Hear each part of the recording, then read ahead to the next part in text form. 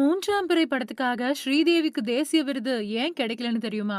1982வது வருஷம் வெளிவந்து தமிழ் சினிமாவையே புரட்டி போட்ட படம் மூன்றாம் பிறை. பாலு மகேந்திரா இயக்கத்துல கமலஹாசன், ஸ்ரீதேவி, சில்க் ஸ்மிதா நடிச்ச படம். திரையுலகம் அதுவரைக்கும் சந்திக்காத ஒரு கதைய கொண்ட படமா வெளிவந்தது மூன்றாம் பிறை. நாகரீக பெண்ணான ஸ்ரீதேவி ஒரு விபத்துல சிக்கி 10 வயசு சிறுமியோட வாழ்க்கைக்கு வந்துடுறாங்க. அவங்கள ஸ்கூல் டீச்சர் கமல்ஹாசன் வளர்க்கறாரு. ஸ்ரீதேவியோட பெற்றோருக்கு விவரம் தெரிஞ்சு அவங்கள கூட்டிட்டு போக வராங்க. அதுக்கு பின்னாடி என்ன நடக்கிறது அப்படிங்கிறது மாதிரியான கதை தான் மூன்றாம் பிறை. இந்த படத்துக்கு 30வது தேசிய திரைப்பட விருதுல சிறந்த நடிகர் கமலஹாசன், சிறந்த ஒளிப்பதிவாளர் பாலு மகேந்திரா அப்படிங்கிற 2 விருதுகள் கிடைச்சது.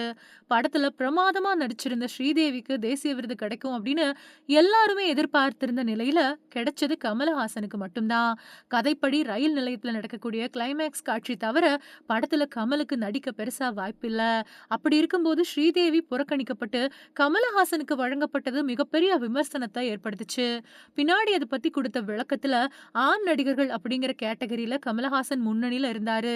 படம் முழுக்க அன்ப மனசுல தேக்கி வச்சு அதை கிளைமேக்ஸ்ல வெளிப்படுத்தி இருந்த விதத்துக்காக அவருக்கு தேசிய விருது வழங்கப்பட்டுச்சு.